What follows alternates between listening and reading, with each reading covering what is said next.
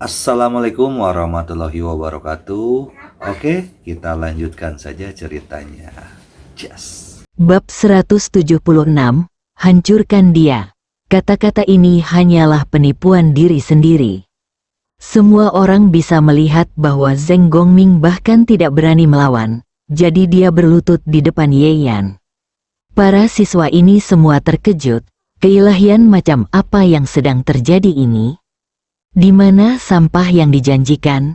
Di manakah si pengecut yang tidak berguna? Di mana si idiot yang kamu janjikan? Ayah, apa yang kamu lakukan? Aku memintamu untuk membalaskan dendamku, kamu gila. Zheng Lin berteriak tidak percaya. Zheng Gongming tidak berkata apa-apa, hanya membuka matanya dan menatapnya tanpa ekspresi. Guisi, katanya dengan suara serak.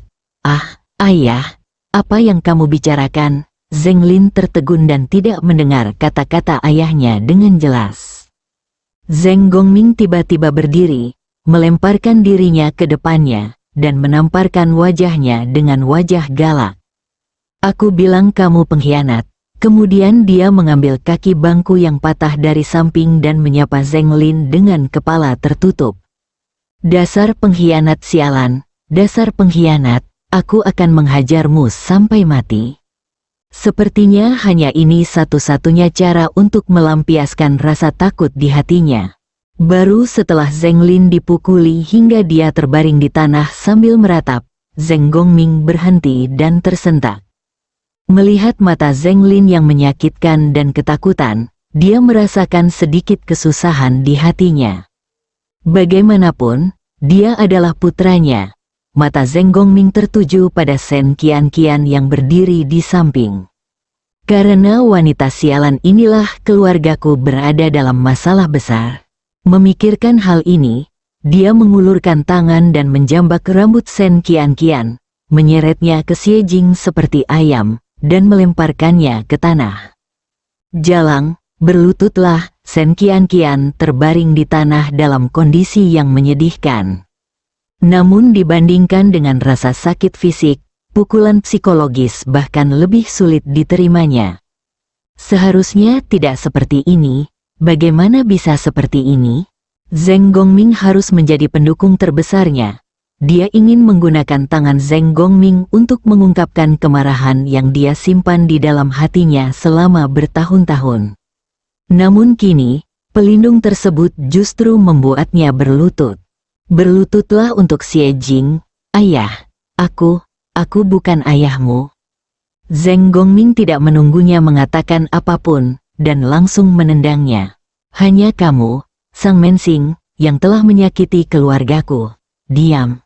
Saat ini para siswa tersebut sudah muak dengan menonton film. Ada apa dengan ayah Zheng Lin? Dia terlihat seperti baru saja melihat hantu. Siapa yang tahu? Lihat betapa kejamnya dia barusan. Itu adalah putranya sendiri. Apakah dia benar-benar memukulinya sampai mati? Siapa Ye Yan ini, yang bisa menakuti pemilik Donglin Red Wine Manor seperti ini? Jangan konyol. Menurutku masalah ini tidak ada hubungannya dengan Ye Yan. Dia hanya orang yang gegabah kalau bisa melawan. Seharusnya ayah Zheng Lin takut pada keluarga Xie, bukan? Dikatakan bahwa keluarga Xie menjadi sangat kuat akhir-akhir ini dan telah menemukan pendukung yang besar. Bahkan Bang Baofeng harus memberikan wajah keluarga Xie. Oh, ternyata Zheng Lin ini juga bodoh. Dia pasti dibuat bingung oleh Shen Qianqian hingga melakukan hal bodoh seperti itu. Semua teman sekelas membicarakannya, dan pada akhirnya mereka semua merasa bahwa Zheng Gongming pasti mengetahui sesuatu tentang orang-orang di belakang keluarga Xie, jadi mereka takut. Saat ini, Zheng Gongming sangat marah pada Shen Qianqian sehingga dia berbalik dan membungkuk ke arah Ye Yan. Tuan Ye, ini semua salah saya. Saya tidak mendidik anak saya dengan baik, jadi dia ditipu oleh wanita jalang ini. Tolong, demi Tuan Lin, ampuni kami. Ini terlalu sopan pada Ye Yan. Bukankah Ye Yan hanyalah menantu dari rumah ke rumah? Adapun berhati-hati dengan apa yang Anda katakan padanya. Teman-teman sekelas itu tidak mengerti. Apakah keluarga Xie benar-benar bergengsi? Saya ingin tahu apakah mereka tidak mengerti. Bahkan Xie Jing dan Qin King pun bingung. Status bos Donglin Red Wine Manor jauh lebih tinggi daripada Ni Xie, jadi sikap saat ini jelas tidak ditujukan pada keluarga Xie. Dan Xie Jing juga tahu bahwa keluarga Xie tidak mendapat dukungan sama sekali. Jadi, apakah Zheng Gongming benar-benar kagum pada Ye Yan? Apa yang telah dilakukan suamimu? Seseorang hanya ingin melukai wajah istriku. Ye Yan berkata dengan enteng. Zheng Gongming langsung mengerti. Hancurkan dia. Dia memanggil beberapa anak buahnya dan memerintahkan dengan kejam. Meskipun orang-orang ini tidak tahu apa yang sedang terjadi, tentu saja mereka harus mendengarkan perkataan bos mereka. Sen Qian memandang para gangster yang mendekatinya dengan senyuman jahat, seolah-olah mereka jatuh ke dalam gua es. Dia hanya mengandalkan wajahnya untuk merayu orang kaya. Dia tidak punya keahlian lain. Tidak. Kumohon, Zheng Lin, bantu aku, minta ayahmu untuk berhenti. Tidak. Di tengah teriakan Sen Qian, seorang gangster dengan tidak sabar mengambil kain lap dan menutup mulutnya. Ayah, kamu tidak bisa melakukan ini. Dia menantu perempuanmu. Minta mereka untuk melepaskannya. Zheng Lin berlutut dan merangkak ke kaki Zheng Gongming, memeluk kakinya dan memohon. Zheng Gongming mengusirnya. Kamu tidak berguna. Kamu masih memiliki keberanian untuk memohon pada perempuan jalang itu. Kamu bahkan tidak bisa melindungi dirimu sendiri. Terdengar jeritan samar, dan Sen Qian ditembaki di atas meja oleh beberapa gangster. Dia berjuang seperti ikan yang keluar dari air, tetapi tidak berhasil. Seorang gangster mengambil pisau dan mengukir wajahnya menjadi beberapa bagian. Ye Yan, kamu kejam sekali. Aku harus membunuhmu. Aku harus membunuhmu. Mata Zheng Lin berkaca-kaca dan dia bersumpah dengan kebencian. Ye Yan tidak berkata apa-apa, dan Zheng Gongming sudah tertegun. Dia mengangkat tangannya dan menamparkan beberapa mulut besar di depannya, menyebabkan gigi patah Zheng Lin beterbangan kemana-mana. Tuan Ye, hal sembrono ini gila, jangan marah. Setelah pertarungan, Zheng Gongming meminta maaf dengan keringat dingin di wajahnya. Saat dia berbicara, dia mengutuk putranya dalam pikirannya. Saya tidak tahu apakah pengkhianat ini buta atau benar-benar bodoh. Tidak bisakah dia melihat bahwa dia sedang memohon belas kasihan?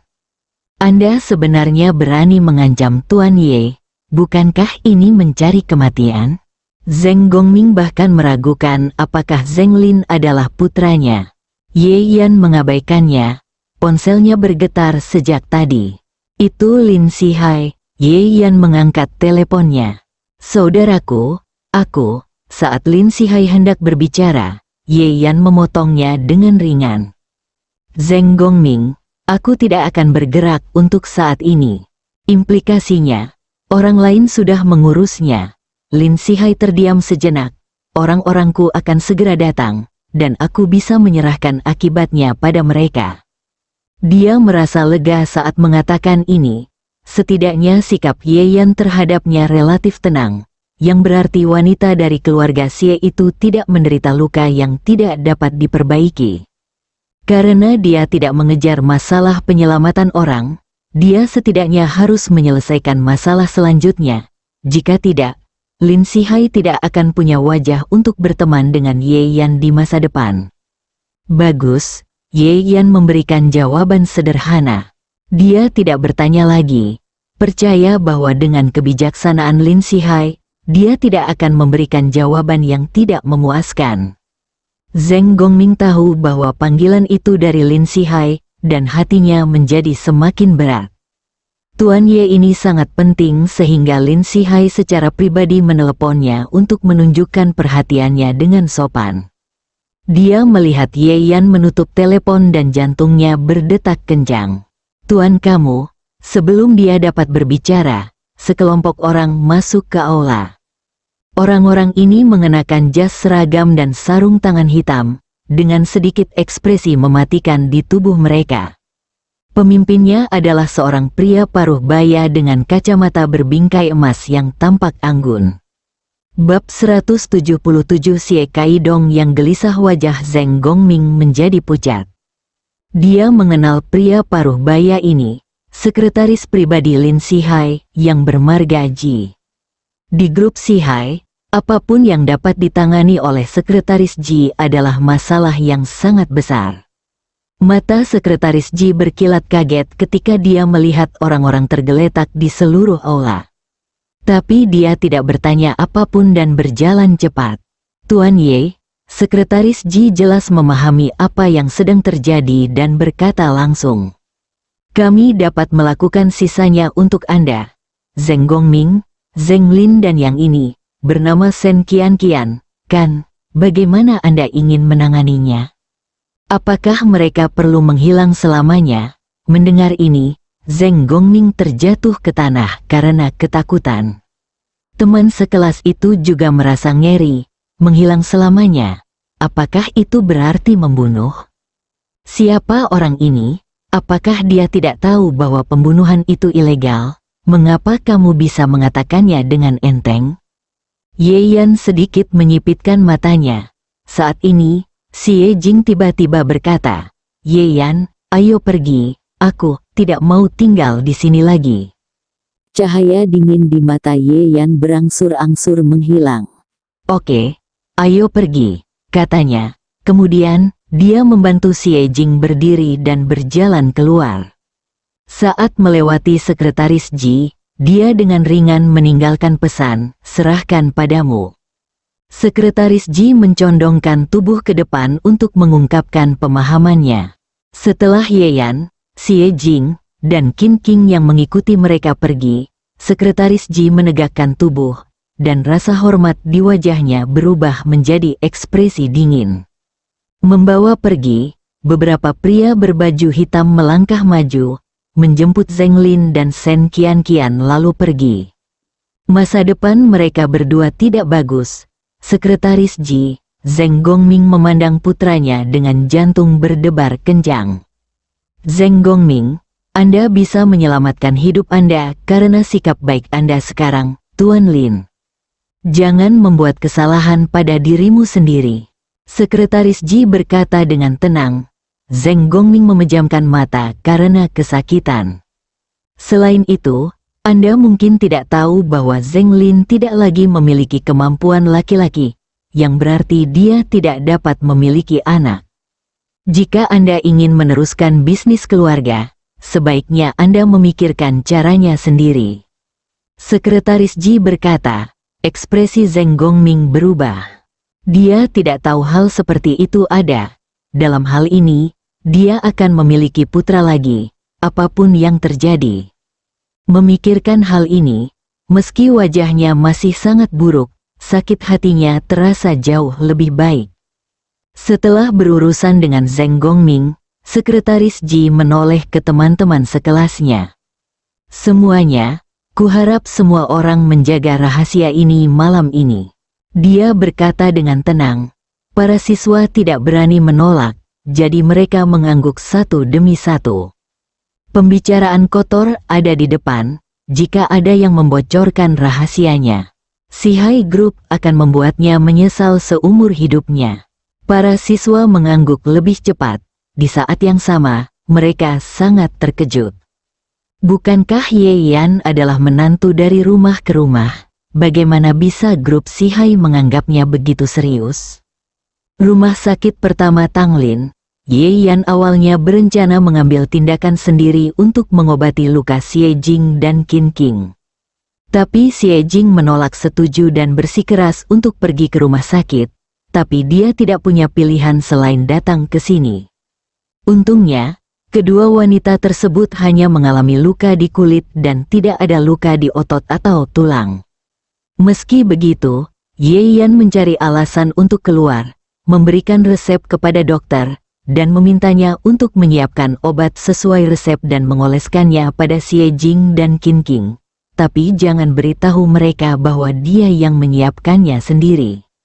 Dokter yang bertugas hari ini kebetulan melihat Ye Yan menyelamatkan Chen Tianya, jadi dia sangat mengaguminya dan membuat pengaturan tanpa mengucapkan sepatah kata pun. Setelah memberikan obat, dokter keluar meninggalkan mereka bertiga di bangsal. Obat Ye Yan bekerja dengan sangat baik, dan tak lama kemudian Qin King dan Xie Jing merasakan lukanya terasa dingin dan tidak terlalu sakit lagi. Setelah wajahnya berhenti sakit, Qin King mulai memperhatikan hal-hal lain. Ye Yan, apa yang terjadi dengan Zheng Gongming? Dia membungkuk dan berlutut padamu begitu dia masuk.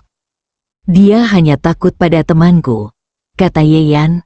Memang benar, jika Lin Sihai tidak merasa takut, masalah ini tidak akan terselesaikan secepat ini hari ini. Qin King sangat tidak puas dengan jawaban sembrono ini. Xie Jing, apakah kamu tidak penasaran? Dia tahu Ye Yan tidak akan memperhatikannya, jadi dia pergi menggoda Xie Jing. Tapi Xie Jing hanya melirik ke arah Ye Yan. Apa yang membuatmu penasaran? Jika dia ingin berbicara denganku, dia akan memberitahuku. Jika dia tidak mengatakan apa-apa, aku akan mendorongnya menjauh. Dia tahu Ye Yan punya banyak rahasia, tapi hari ini dia marah demi dirinya sendiri. Jadi dia tidak ingin menyelidiki apapun saat ini.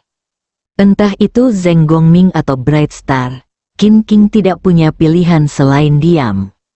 Namun, dia yakin setidaknya satu hal, Ye Yan sama sekali bukan sampah yang dia tahu sebelumnya. Sebaliknya, kekuatan dan latar belakang pria ini jauh melebihi apa yang dibayangkan orang luar. Kuncinya dia tetap melindungi istrinya. Aduh. Semua orang baik telah dibawa pergi. Aku sangat sedih. Qin King menengadah ke langit dan meratap. Xie Jing berkata dengan ringan, jika kamu menyukainya, maka aku akan memberikanmu suamiku. Omong kosong. Qin King memelototinya dengan jijik. Lalu dia menerkam Xie Jing, jika aku tidak memiliki pria yang baik, bukankah aku memiliki wanita yang baik? Ayo, sayang. Kedua wanita itu bercanda bersama, menghilangkan kebosanan yang ditinggalkan oleh kejadian sebelumnya. Namun, Ye Yan hampir tidak bisa mengendalikan matanya. Tak perlu dikatakan lagi tentang sosok dan penampilan Xie Jing, Qin King juga sangat cantik. Kedua orang yang saling berpelukan, segala macam turbulensi, benar-benar menguji konsentrasi Ye Yan. Mata Xie Jing tertuju padanya. Wajah cantiknya memerah, dan dia berkata dengan marah, apakah itu terlihat bagus? Apa? Oh, pemandangan malamnya bagus sekali. Mengapa kamu tidak cepat mengambilkan kami makanan? Kami kelaparan, kata Xie Jing kasar. Oke, Ye Yan cepat-cepat pergi, tinggal di rumah terlalu menyita tenaga. Setelah makan sesuatu, saya keluar dari rumah sakit. Meskipun kedua gadis itu menggunakan obat, kemerahan dan bengkak di wajah mereka tidak bisa hilang untuk sementara waktu. Untungnya, Qin King tinggal sendirian, tetapi Xie Jing tidak nyaman untuk pulang. Jika Qin Fanglan melihatnya, saya tidak tahu masalah apa yang akan terjadi. Jadi, untungnya, Xie Jing dan Qin King pergi ke rumahnya saat mereka sedang memulihkan diri. Mereka juga sudah lama tidak bertemu, jadi mereka bisa mengobrol sepuasnya. Bagi Xie Jing, ini adalah liburan yang langka. Dia pulih dari cederanya selama 3 hari, yang berarti dia tidak pergi bekerja di perusahaan Xie selama 3 hari. Kali ini minuman bersoda itu dipecahkan oleh Xie Kaidong. Setelah dididik oleh Hong Min, Presiden Bank Baofeng, dia berusaha untuk tidak berbuat terlalu banyak. Namun melihat Xie Jing tidak datang selama 3 hari, hatinya mulai gelisah lagi. Kaidong, apakah wanita tua itu tahu bahwa Xie Jing tidak datang? Ayahnya Xie Chengsun bertanya di kantor. Xie Kaidong tersenyum bangga. Tentu saja saya tidak tahu. Saya secara khusus meminta orang-orang untuk tidak memberitahu nenek dulu dan membiarkan Xie Jing menjadi sombong selama beberapa hari lagi. dengan cara ini efeknya akan lebih baik. Yah, kamu melakukan hal yang benar. Xie Chengsun mengangguk puas. Xie Kaidong berdiri dan berjalan ke jendela dengan tangan di belakang punggung, sepertinya dia yakin akan kemenangan. Wanita tetaplah wanita. Dia berambut panjang tapi berpengetahuan pendek. Apakah kamu benar-benar berpikir bahwa kamu akan menang jika mendapatkan keuntungan sesaat? Nenek merasa ada yang tidak beres selama 2 hari terakhir ini. Saat dia datang ke perusahaan hari ini, saya akan bergabung dengan kerabat lainnya untuk menuntut wanita bodoh ini. Kali ini, wanita bodoh ini pasti akan kehilangan kulitnya meski dia tidak mati. Bab 178 audit. Segera setelah itu, Nyonya Xie datang ke perusahaan Xie dengan sorak-sorai dan kerumunan. Dulu, dia hanya datang setiap 10,5 hari sekali. Namun karena Xie Jing menjadi lebih berkuasa, wanita tua itu datang ke sini hanya sekali setiap 3 hingga 5 hari, karena takut citranya yang berwibawa akan digantikan oleh cucunya. Xie Kaidong mengadakan pertemuan seluruh eksekutif senior atas nama penyambutan wanita tua itu. Tentu saja Nyonya tua Xie tidak akan menolak hal seindah itu. Tetapi ketika semua orang tiba, Xie Jing masih belum terlihat. Wanita tua itu merasa sedikit tidak senang. Di mana Xie Jing? Kenapa? Sekarang kamu bahkan tidak mau keluar untuk menyambutku? Xie Kaidong pura-pura menghela nafas. Nenek, kamu tidak tahu bahwa Xie Jing sudah 3 hari tidak datang ke sini. Jika aku tidak sering datang ke sini untuk membantu, aku tidak tahu berapa banyak barang yang ada di perusahaan. Dia berbohong dengan mata terbuka. Meskipun Xie Jing tidak datang, dia tetap mengatur pekerjaannya melalui telepon. Namun, Xie Kaidong tentu saja tidak akan mengatakan yang sebenarnya, dan orang lain yang tidak ingin menyinggung perasaannya secara alami bertindak seolah-olah mereka tidak tahu apa-apa. Ketika Nyonya Xie mendengar ini, wajahnya langsung tenggelam. Apakah ada hal seperti itu? Tidak masuk akal. Apakah dia pikir dia memiliki kekuatan di tangannya dan dapat melakukan apapun yang dia inginkan? Oh, tapi itu benar. Xie Jing tidak banyak istirahat sebelumnya. Sekarang dia memiliki kekuatan yang besar.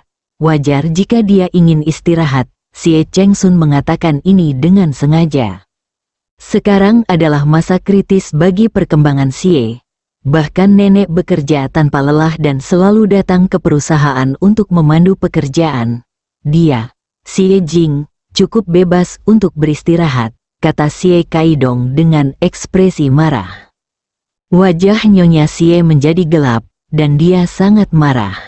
Jika Xie Jing tidak menerima dukungan dari Ambro Group dan Bang Baofeng, dia akan diberhentikan dari posisinya sebagai presiden.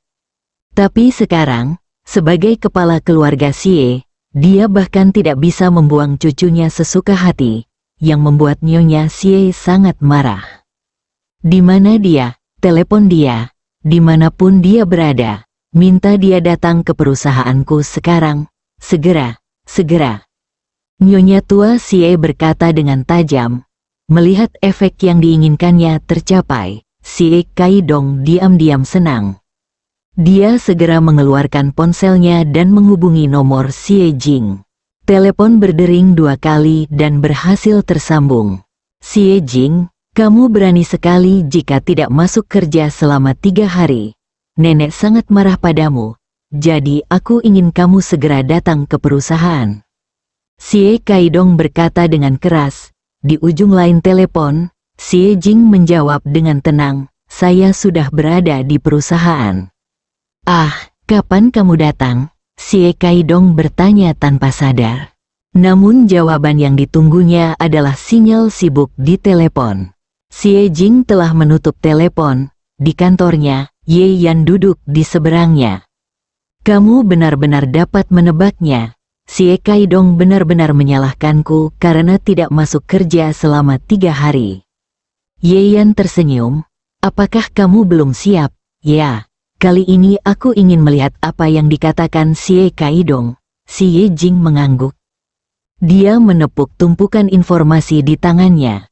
Mata Ye Yan berbinar. Jika tidak berjalan baik, Anda bisa menggunakan nama Bang Baofeng, ujarnya. Si Ye Jing tidak mengerti maksud Ye Yan, tapi dia tidak banyak bertanya karena tidak ada waktu. Di ruang konferensi, Xie Kaidong sangat marah hingga dia hampir menjatuhkan teleponnya. Nenek, pernahkah kamu melihatnya? Xie Jing terlalu sombong sekarang. Wajah Nyonya Xie benar-benar menjadi gelap. Pergi, panggil dia. Orang bisa mendengar kemarahan dalam suaranya. Saat asistennya hendak mencari seseorang, pintu ruang konferensi dibuka. Xie Jing lah yang masuk. Dia memegang setumpuk informasi di tangannya dan tampak tenang. Xie Jing, kamu cukup pintar.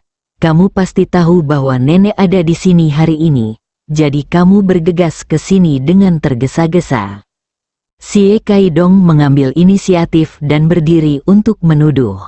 Xie Jing meliriknya, Nenek, saya di sini untuk melaporkan beberapa pekerjaan kepada Anda. Namun, Nyonya Xie tidak menanyakan pekerjaannya apa, tetapi berkata dengan dingin, Anda tidak datang ke perusahaan selama 3 hari. Ya, Xie Jing tidak menyangkalnya. Itu keterlaluan. Nyonya Xie membanting meja. Apakah Anda begitu tidak bermoral karena Ambro Group dan Bang Baofeng menjaga Anda? Xie Jing sedikit mengernyit. Nenek, apa yang kamu bicarakan? Ambro Group dan Bang Baofeng semuanya bekerja sama dengan keluarga Xie, dan keluarga Xie akan mendapat manfaat, bukan? Nyonya tua Xie mencibir. Menurutnya, Xie Jing sedang berakting dengannya. Kalau begitu katakan padaku, apa yang kamu lakukan selama 3 hari ini? Nyonya Xie bertanya dengan dingin. Bicaralah dulu. Aku sudah bertanya tentang pabrik farmasi dan lokasi pembangunan pusat kesehatan, tapi kamu belum pergi ke sana, jadi jangan coba-coba mencari alasan. Xie Kaidong berkata dengan bangga. Xie Jing meliriknya dengan tatapan dingin di matanya. Kamu sangat siap. Saya hanya melakukan apa yang seharusnya saya lakukan sebagai wakil ketua Dewan Pengawas. Namun, Xie Jing tidak menunjukkan ekspresi panik seperti yang dia bayangkan. Sebaliknya, sudut mulutnya melengkung membentuk lengkungan mengejek. Nenek, sebaiknya kamu melihat laporan ini dulu. Aku mengumpulkannya dalam 3 hari. Xie Jing mendorong tumpukan informasi tebal di tangannya. Nyonya Xie mengambil salinannya dengan wajah datar, membalik-balik beberapa halaman dan ekspresinya sedikit berubah. Ketika Xie Kaidong mendengar kata laporan, dia tiba-tiba mendapat firasat buruk. Dia tiba-tiba memikirkan sebuah kemungkinan dan ekspresinya berubah drastis. Melihat neneknya fokus pada informasi, Xie Kaidong menghampiri Xie Jing dan bertanya dengan wajah cemberut dengan suara yang hanya bisa didengar oleh mereka berdua. Xie Jing, apa yang ingin kamu lakukan? Xie Jing berkata dengan ringan. Bagaimana menurutmu? Xie Kaidong merasa tebakannya benar. Apa yang akan dikatakan Xie Jing pasti ada hubungannya dengan rekening keuangan perusahaan. Kamu sangat berani. Tahukah kamu bahwa ada sesuatu yang disebut aturan tak terucapkan di dunia ini? Apakah kamu ingin melawan semua orang di keluarga? Xie Kaidong tidak dapat mempercayainya. Hampir semua orang di keluarga Xie serakah. Bukankah karena semua orang tahu bahwa hukum tidak menghukum semua orang, dan merupakan kesalahan jika satu orang menghasilkan uang, dan jika semua orang menghasilkan uang bersama, itulah aturan mainnya. Beraninya kamu melakukan kemarahan publik seperti itu? Aku benar-benar tidak tahu apakah kamu bodoh atau naif. Apakah menurutmu nenek akan menyinggung seluruh keluarga hanya karena kamu? Xie Kaidong mencibir, kamu bukan nenek. Bagaimana kamu tahu dia tidak tahu bagaimana melakukannya? Xie Jing menjawab dengan ringan. Oke, kalau begitu aku akan lihat apa yang terjadi padamu. Xie Kaidong tidak berkata apa-apa. Retakan, Nyonya Xie selesai membaca dan melemparkan informasi itu ke atas meja. Apakah ini benar? Dia bertanya dengan nada gemetar. Xie Jing mengangguk, itu benar sekali. Akuntan Li yang menghitungnya sendiri. Akuntan Li telah bekerja untuk Xie selama 30 tahun, dan tidak ada yang meragukan akuntansinya. Nenek, kamu juga telah melihat bahwa uang di pembukuan perusahaan Xie hilang secara misterius. Kalau begitu, saya sengaja tidak datang selama 3 hari. Dalam 3 hari ini, lebih dari 5 juta yuan hilang dari pembukuan perusahaan. Saya pikir, menilai dari situasi ini, bahkan jika 1 bagian dari 3 miliar yuan tidak dipindahkan, itu tidak akan bertahan lama. Bab 179. Jangan salahkan aku karena kejam, kata-kata Xie Jing membungkam seluruh ruang konferensi. Kerabat keluarga Xie saling memandang. Lebih dari 5 juta? Kok banyak sekali? Terutama karena ketika Xie Jing ada, mereka tidak berani memindahkan terlalu banyak uang. Ketika Xie Jing pergi selama 3 hari terakhir, orang-orang ini segera memanfaatkan kesempatan tersebut dan dengan panik menarik uang dari rekening perusahaan. Mereka semua merasa tidak mendapat banyak, hanya puluhan ribu atau ratusan ribu. Sungguh, tapi ada terlalu banyak orang yang mencoba menghasilkan uang. Sekarang masalahnya telah muncul, dan tidak ada seorang pun yang berbicara. Xie Kaidong juga tidak menyangka Xie Jing benar-benar bisa mengatakan ini dengan cara yang kasar dan terus terang. Dia sebenarnya tidak takut semua kerabat yang hadir akan menenggelamkannya dengan ludahnya. Memikirkan hal ini, Xie Kaidong menggelengkan kepalanya dan berkata dengan acuh. Apa yang Anda maksud dengan ini? Anda adalah penanggung jawab keuangan perusahaan. Jika perusahaan memiliki lebih sedikit uang di rekeningnya, itu adalah tanggung jawab Anda. Xie Jing memandangnya seolah dia mengalami keterbelakangan mental. Xie Kaidong, apakah kamu ingin aku mengungkapkan pemikiranku tentang setiap jumlah uang untuk kamu lihat? Ini merepotkan, tapi percayalah, aku bisa melakukannya. Senyuman di wajah Xie Kaidong menghilang. Audit mendetail seperti itu akan berdampak besar pada perusahaan. Tetapi jika Xie Jing benar-benar melakukannya, tidak seorang pun, termasuk dia, yang dapat menyembunyikannya. Tahukah kamu apa yang kamu bicarakan? Untuk memperebutkan kekuasaan dan keuntungan, apakah kamu akan menyeret seluruh perusahaan bersamamu? Xie Kaidong, si penjahat, mengeluh terlebih dahulu. Xie Jing menolak menyerah. Saya pikir Andalah yang ingin menjatuhkan perusahaan. Oke, ada apa ini? Nyonya Xie berteriak tidak sabar. Dia menatap tajam ke arah Xie Kaidong, lalu menatap Xie Jing dengan wajah dingin. Saya mengetahui masalah ini dengan baik. Saya akan meluangkan waktu untuk menanganinya selanjutnya, jadi Anda tidak perlu mengkhawatirkannya lagi. Setelah mengatakan itu, dia berdiri dan pergi. Xie Kaidong tersenyum seperti yang diharapkan dan memandang Xie Jing dengan bangga. Xie Jing tercengang. Apa artinya menemukan waktu untuk menghadapinya? Bukankah masalah sebesar itu seharusnya diklarifikasi saat itu juga? Nenek, jika kita tidak memeriksa rekening ini sekarang, apakah nenek ingin aku melihat saja keuangan perusahaan dikosongkan sedikit demi sedikit? Xie Jing mau tidak mau menghentikannya dan bertanya. Wajah Nyonya tua Xie merosot. Sebelum dia dapat berbicara, Xie Kaidong melompat keluar dan berteriak. Sikap seperti apa yang kamu miliki? Apakah kamu berbicara dengan nenek seperti ini? Kerabat Xie lainnya juga memanfaatkan kesempatan itu untuk mengkritiknya. Xie Jingli mengabaikan orang-orang ini dan hanya menghadap Nyonya Xie. Nyonya tua Xie memasang wajah muram. Dia tidak marah ketika melihat akun-akun itu. Kemudian dia memikirkannya. Butuh waktu paling lama 1 tahun agar proyek kerja sama Xie dan Ambrose Group mulai menghasilkan keuntungan. Mungkinkah dana 3 miliar yuan tidak dapat bertahan lebih dari setahun? Jika dia bisa, lalu mengapa dia mengambil risiko kemarahan publik karena melakukan tugas tanpa pamrih seperti itu? Saya berkata, saya akan menanganinya ketika saya punya waktu. Apakah Anda mengerti? Nada bicara Nyonya Xie dingin. Setelah mengatakan itu, dia bahkan tidak ingin melihat Xie Jing lagi dan mengambil langkah maju. Xie Jing sangat marah.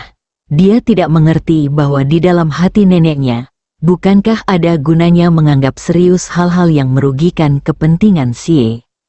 Melihat mata penuh kemenangan Xie Kaidong, wajah cantik Xie Jing menjadi dingin. Tiba-tiba, kata-kata Ye Yan yang berlebihan terlintas di benaknya. Nenek, meskipun kamu tidak peduli, Bang Baofeng mungkin akan peduli, kata Xie Jing keras. Langkah kaki Nyonya Xie tiba-tiba terhenti. Apa maksudmu? Otak Xie Jing bekerja dengan cepat dan dia dengan cepat membuat retorika. Anda juga tahu bahwa menurut standar Bang Baofeng, keluarga Xie tidak bisa mendapatkan uang sebanyak itu. Meskipun mereka telah menyetujui pinjaman tersebut sekarang, untuk menjamin kepentingan Bang Baofeng, mereka harus memeriksa ketiga item ini dari waktu ke waktu. Tepat waktu, 1 miliar akun. Jika saatnya tiba, jika ada masalah dengan akun, konsekuensinya, nenek, tentu saja, kamu juga tahu. Itulah sebabnya aku sangat ingin mengurus keuanganku. Ketika Nyonya Xie mendengar ini, pupil matanya tiba-tiba menyusut. Jika itu yang terjadi, maka yang jadi pertanyaan bukanlah apakah kita bisa menunggu sampai mendapat untung. Nenek, jangan dengarkan omong kosongnya. Bang Baofeng biasanya punya banyak urusan. Bagaimana mungkin bank itu bisa mengontrol cara keluarga Xie kita membelanjakan uang? Ketika Xie Kaidong melihat neneknya ragu-ragu, dia segera membalas. Xie Jing mencibir, kamu benar-benar bodoh. Bolehkah aku berbicara omong kosong tentang hal semacam ini? Jika kamu tidak percaya, mintalah nenek pergi ke Bang Baofeng dan tanyakan padanya. Dia sangat yakin bahwa Nyonya Xie tidak mungkin bertanya. Karena kalau saya tanya, bukankah sudah jelas saya punya masalah dan takut diselidiki? Benar saja, Nyonya Xie menatap Xie Kaidong dengan dingin dan berkata, itu tidak masalah sebelumnya. Karena Xie Jing sekarang bertanggung jawab atas keuangan, dia harus mengawasinya dengan cermat. Jika ada yang berani memperhatikan 3 miliar yuan itu di masa depan, jangan salahkan saya karena bersikap kasar. Kalian semua berasal dari keluarga Xie. Kalian harus memahami bahwa hanya jika keluarga Xie baik-baik saja barulah kalian bisa sehat. Tadi dia bersiap untuk mengabaikannya, tapi sekarang wajahnya berubah seketika dan dia menjadi orang benar. Maksudmu, jika aku mengetahui siapa yang menghasilkan 3 miliar yuan lagi di masa depan, aku akan segera memecatnya dan mengusirnya dari keluarga Xie. Xie Jing bertanya, sudut mulut Nyonya Xie sedikit bergerak. Dia tahu bahwa Xie Jing memaksanya untuk mengungkapkan pendiriannya. Namun sikap Hong Min terakhir kali membuatnya mengerti bahwa Bang Baofeng tidak bisa tersinggung sama sekali. Untuk menyelamatkan keluarga Xie dan statusnya sendiri, Xie harus mengambil keputusan. Ya, jika ada yang melakukan kejahatan lagi, dia akan segera dipecat dan diusir dari keluarga Xie. Setelah mengatakan itu, Nyonya Xie keluar dari ruang konferensi, meninggalkan sekelompok kerabat keluarga Xie yang dipimpin oleh Xie Kaidong. Satu demi satu dari orang-orang ini, ekspresi mereka sangat buruk sekarang. Mereka semua terbiasa hidup boros. Begitu mereka tidak bisa menghasilkan uang dari perusahaan, mereka tidak akan bisa membelanjakannya hanya untuk gaji mereka. Xie Jing, kamu sangat kejam. Xie Kaidong mengertakkan gigi dan berkata, ini seperti seekor anjing yang ikut campur dalam urusan tikus. Bukan uangmu yang kami ambil. Saya tidak mengerti apa yang Anda coba lakukan. Apakah baik bagi Anda untuk menyakiti kami saudara? Tunggu saja, jangan pernah meminta kami membantumu lagi." Kerabat keluarga Xie juga mengepung Xie Jing dan mengutuknya. Postur itu tampak seolah-olah Xie Jing telah melakukan sesuatu yang membuat mereka merasa kasihan. Mata Xie Jing menyapu orang-orang ini, merasa senang dan tidak takut. "Dengan segala hormat, selama kamu berhenti menghasilkan uang, kamu sudah membantuku. Tapi kamu juga mendengar apa yang nenek katakan tadi. Mulai sekarang, setiap kali ada masalah dengan akun itu, aku akan menyelidikinya secara menyeluruh. Jika kamu menemukan seseorang telah melakukan kesalahan yang tidak seharusnya mereka lakukan, jangan salahkan aku karena kejam." Setelah mengatakan itu, dia meninggalkan ruang konferensi tanpa menoleh ke belakang. Xie Kaidong menatap punggungnya dengan kebencian di hatinya. Dia masih membual kepada orang lain sebelumnya bahwa dia akan segera mendapatkan kembali sebagian dari kekuatannya dan menyatukan semua orang untuk menghasilkan banyak uang. Tanpa diduga, dia berbalik dan wajahnya ditampar. Dia tidak peduli dengan kehilangan uang. Bagaimanapun, dengan wanita tua Xie di sini, dia tidak akan kekurangan uang. Dipermalukan lagi adalah hal yang paling tidak disukai Xie Kaidong. Bab 180 perawatan. Setelah pulang kerja, Ye Yan datang menjemput Xie Jing.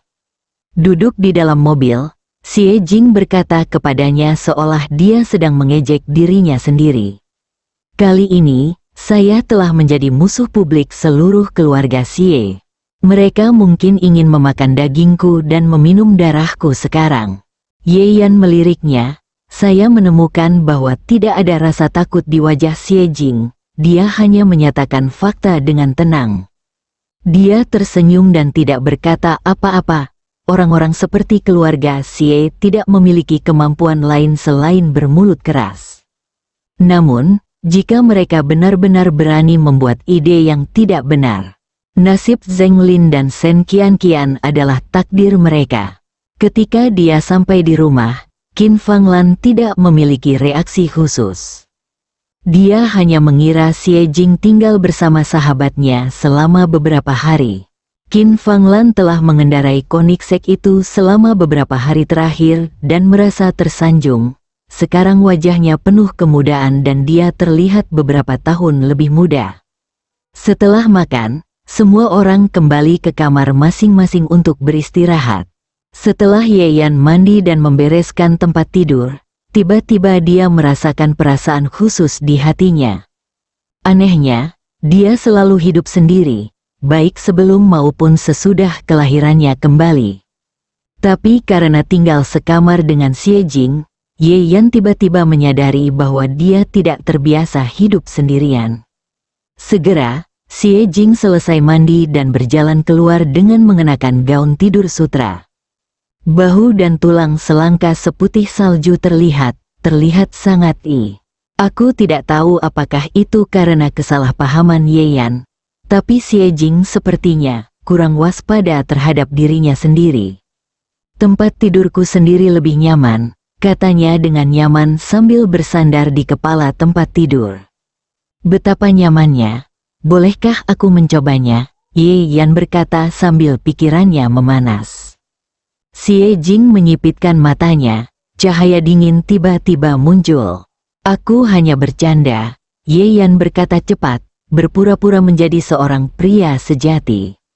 Xie Jing mendengus dingin, tapi tidak berkata apa-apa.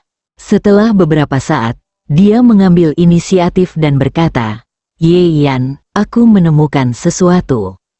"Apa?" Ye Yan bertanya. "Kamu tampaknya cukup berbakat di tempat kerja," kata Xie Jing. Beberapa kali, dia merasa bahwa penilaian Ye Yan terhadap hal-hal seperti intrik kantor cukup akurat. Ye Yan membuka mulutnya, tidak tahu bagaimana menjelaskannya.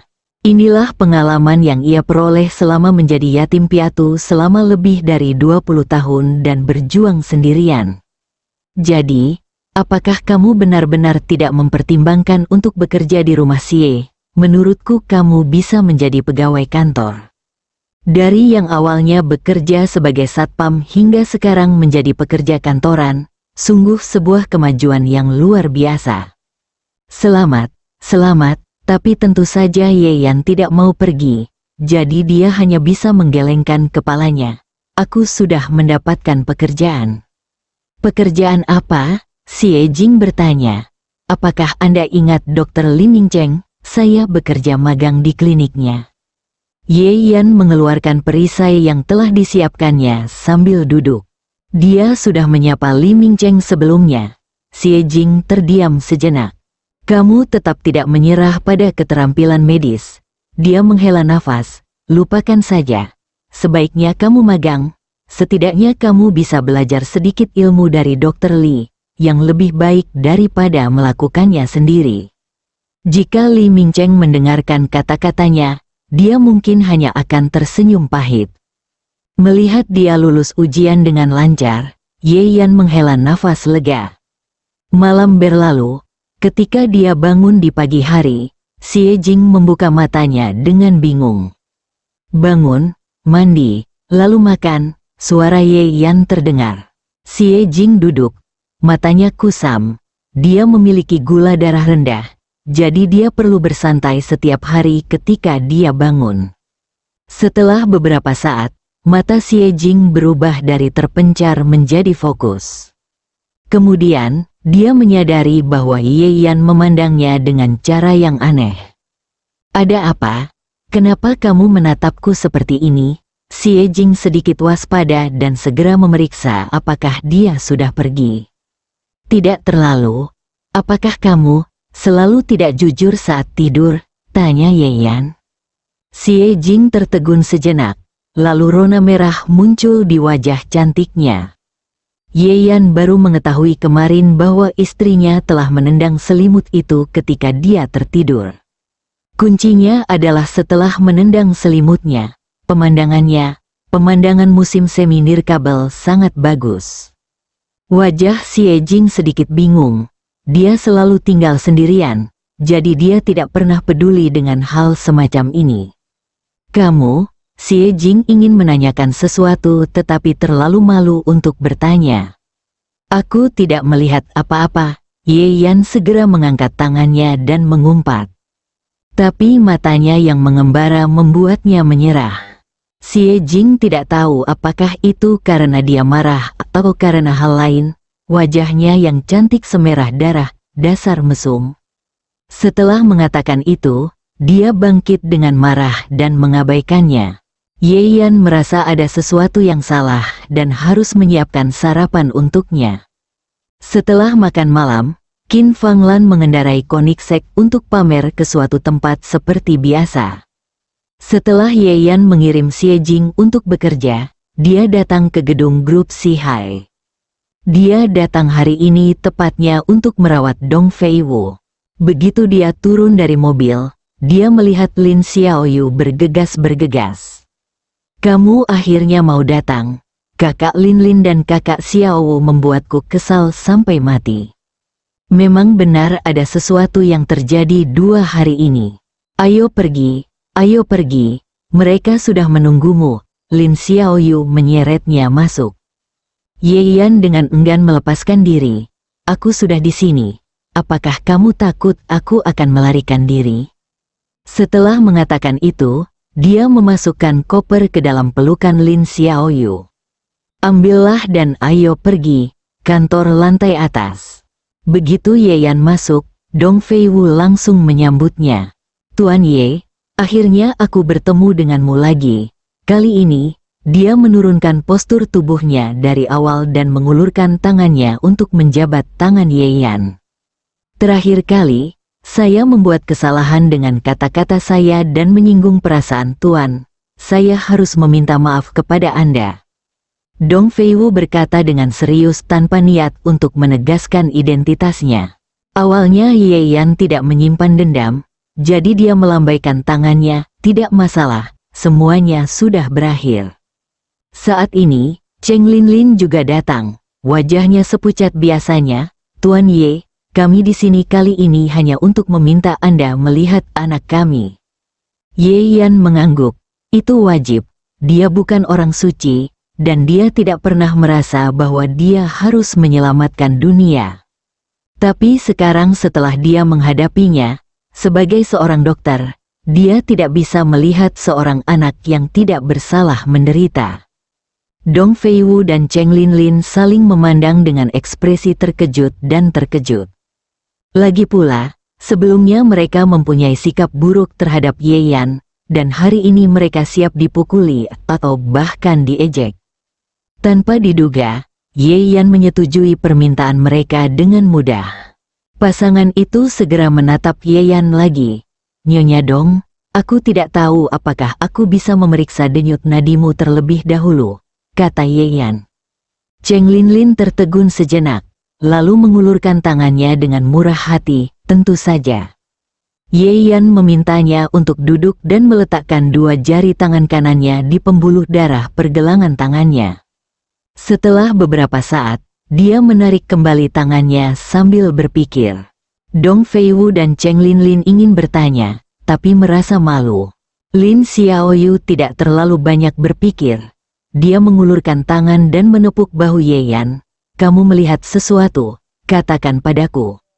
Ye Yan meliriknya tanpa daya. "Saya katakan sebelumnya bahwa kondisi anak-anak Nyonya Dong adalah mereka mewarisi konstitusi Nyonya Dong. Perlakuan terhadap anak, khususnya bayi, harus dilakukan dengan sangat hati-hati tanpa melakukan kesalahan sedikit pun. Jadi, saya berencana untuk merawat Nyonya Dong terlebih dahulu, agar saya lebih yakin." Lin Xiaoyu tiba-tiba menyadari, "Latihan saja dengan saudari Linlin dulu." Ye Yan berkata dengan tenang, "Bisa dibilang begitu." Dia memandang Cheng Linlin, "Sepertinya Nyonya Dong tidak akan menolak." Bersambung.